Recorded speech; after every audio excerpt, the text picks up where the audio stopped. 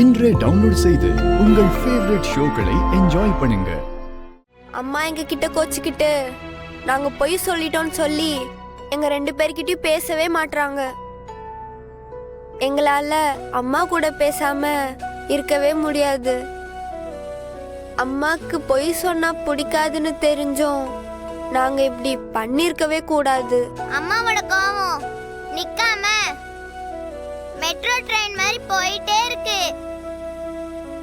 அதனாலதான் இன்னைக்கு அம்மாக்கு ஹெல்ப் பண்ணி அவங்கள சமாதானப்படுத்த ட்ரை பண்ணிட்டு இருக்கோம்.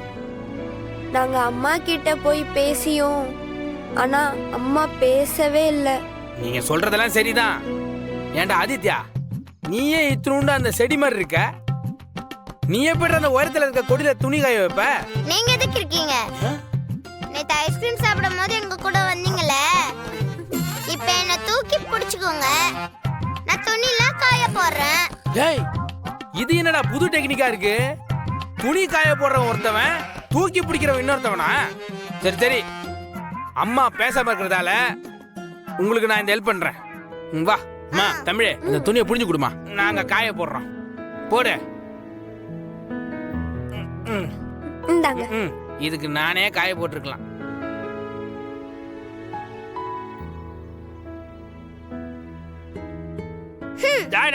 ஏன் மூஞ்சி?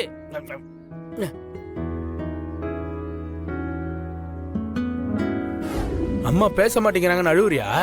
ஆமா மாமா, இந்த உலகமே எங்க அம்மானை தான் நினைச்சேன்.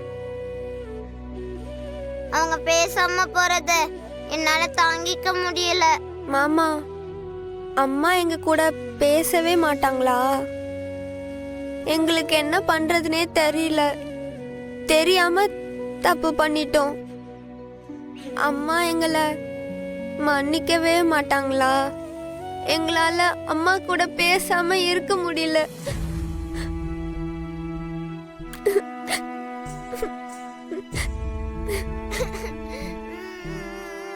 இனிமே இந்த மாதிரி பொய் சொல்லக்கூடாது. சாரிம்மா, இனிமே இந்த மாதிரி பண்ண மாட்டோம். அதுக்காக எங்க கிட்ட பேசாம இருக்காதம்மா. இனிமே பொய் சொல்ல மாட்டீங்கல்ல? சத்தியம் பண்ணுங்க. ப்ராமிஸ். ப்ராமிஸ்? ப்ராமிஸ்.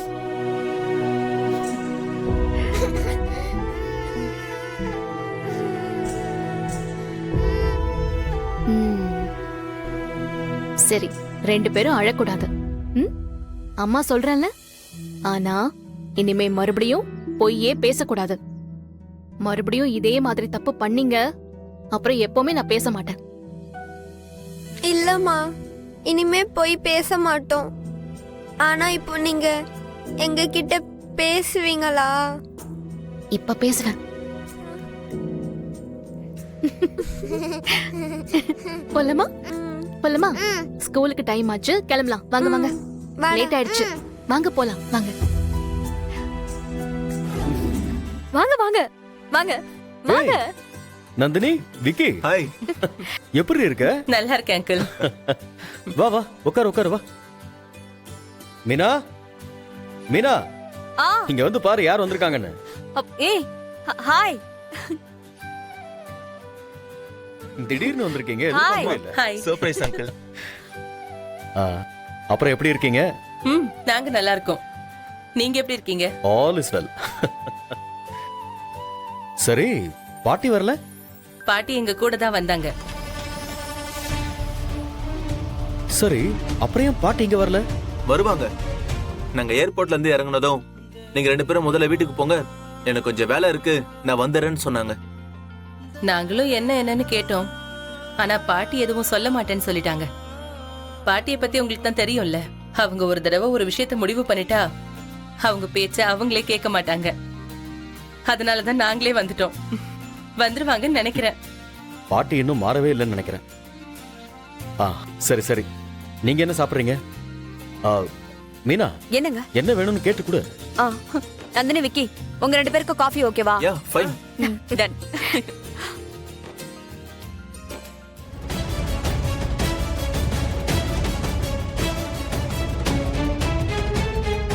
இந்த கூட்டம் இத்தனை வருஷமா இந்த வீட்டுக்கு வராம இருந்துச்சு, எப்ப நான் திடீர்னு வந்திருக்காங்க? கேட்கறேன்னு தப்பா நினைச்சுக்காதீங்க. இத்தனை வருஷ கோவத்தை விட்டுட்டு நீங்க இங்க வந்ததுக்கு கண்டிப்பா ஏதாவது ஒரு காரணம் இருக்கணும். நீ கேட்ட கேள்வி சரியான கேள்விதான்ப்பா.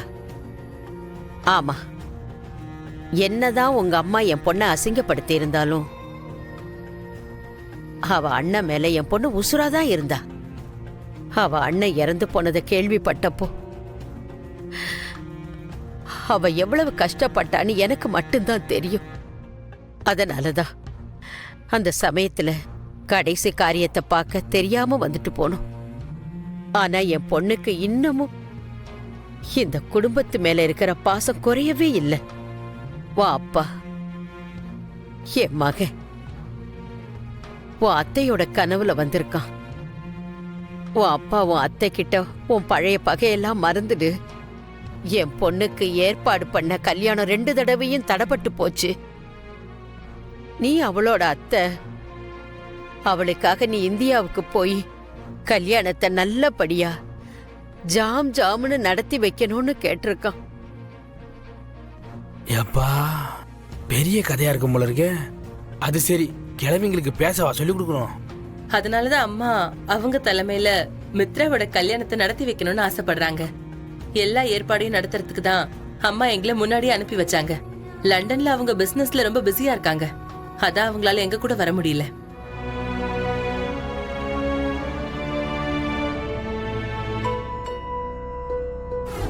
நீங்க என்ன பண்றீங்க ஆதி? நான் மித்ரா கூட பிசினஸ் பார்ட்னரா இருக்கேன். அதுவும் இல்லாம என்னோட ஃபேமிலி பிசினஸும் இருக்கு. அப்படியா? நல்லது.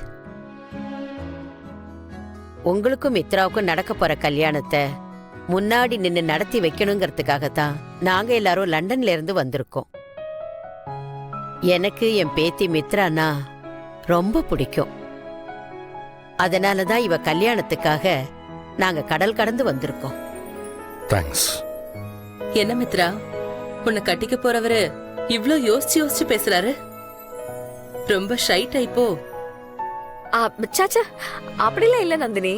ஆதி ரொம்ப ஜோவியலான டைப் தான். அவர் கூட இருந்தா டைம் போறதே தெரியாது. அவ்வளோ ஜாலியா இருக்கும். நீங்க எல்லாரும் புதுசா இருக்கீங்கல்ல, அதனாலதான் வந்ததும் உங்ககிட்ட பேசுறதுக்கு கொஞ்சம் யோசிக்கிறாரு. பழகினாருன்னா அப்புறம் உங்களை விடவே மாட்டாரு.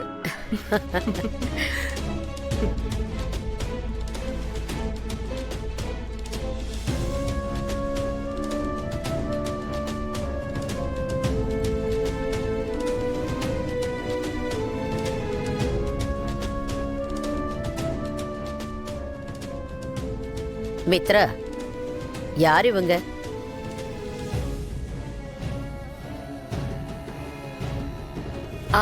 பாட்டி, இவங்க நம்ம வீட்ல வேலை செய்யற வேலைக்காரங்க. ஆஹா.